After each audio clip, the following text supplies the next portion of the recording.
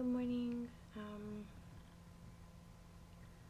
I was getting ready to post another one of my poems.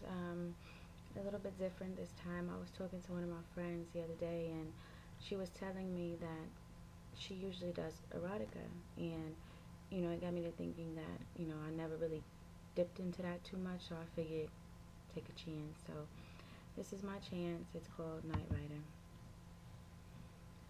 Her lips brushed up against my lips, and we were kissing. Not the traditional French type full blown tongue kissing, but the type kissing where her tongue fully blew my clit into submission. I was wet at impact, anticipating the contact she would make with my womanhood, allowing my juices to flow like a vessel had broken and was ready to irrigate the world.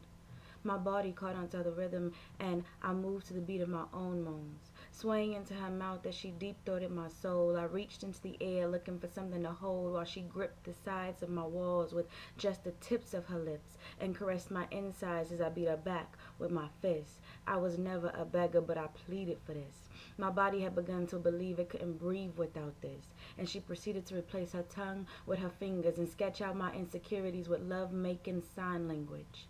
I knew I would be weak without this. She lifted me up by my hips, kissed my nipples with her lips, and my neck broke back into a 90-degree angle as my body spoke, telling her how much I needed to feel a stroke so ingenious Michael Phelps would have to use it in the Olympics.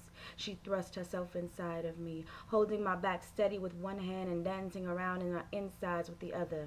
So wet I felt juices surrounding the surface of her fingers, and when she released herself from my grasp and put her middle finger inside her mouth and cleansed off the essence of the South, I was done.